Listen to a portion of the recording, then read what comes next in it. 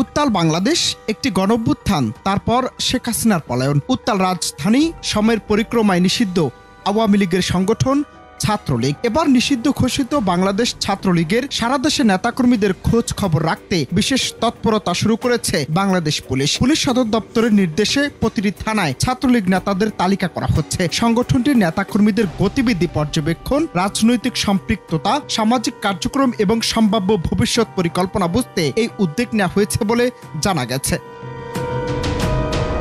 Police সদর দপ্তর বিভিন্ন জেলার পুলিশ সুপার ও থানা পর্যায়ের একাধিক পুলিশ কর্মকর্তার সঙ্গে কথা বলে এই উদ্যোগের বিষয়টি জানা গেছে। পুলিশের কর্মকর্তারা বলছেন, কোনো ধরনের হয়রানি, মামলা করতে নয়, রাষ্ট্রের নিরাপত্তার স্বার্থে আওয়ামী লীগের ভ্রাতৃপ্রতিম সংগঠন ছাত্রলীগের নেতাকর্মীদের তথ্য উপাত্ত যাচাই করা হচ্ছে, যা কেবল রাষ্ট্রের নিরাপত্তার স্বার্থে।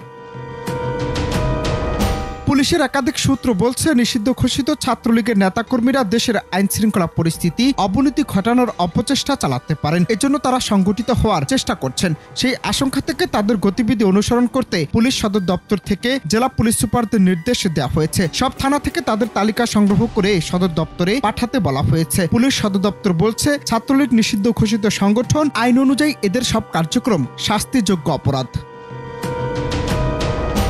ছাত্রলীগের নেতাকর্মীদের তালিকা তৈরিতে পুলিশ সদর দপ্তর নির্দেশনা দেওয়ার পর জেলা পুলিশ সুপারের কার্যালয় থেকে থানায় চিঠি দেওয়া হয়েছে। ফ্যাক্স ও ইমেলে পাঠানো এমন এক চিঠিতে দেখা গেছে, থানা পর্যায়ে ছাত্রলীগের নেতাদের 5 ধরনের তথ্য সংগ্রহ করতে থানার ভারপ্রাপ্ত কর্মকর্তাকে নির্দেশ দেওয়া হয়েছে। সেখানে একটি ছকে থানা ছাত্রলীগের নেতার পূর্ণ নাম ও পরিচয়, জাতীয় পরিচয়পত্র নম্বর, পাসপোর্ট নম্বর, রাজনৈতিক পরিচয় ও সংগঠনের অবস্থান, অতীত এবং বর্তমান কার্যক্রমের বিবরণ, জিডিও মামলা থাকলে তার তথ্য জরুরি ভিত্তিতে দিতে বলা হয়েছে।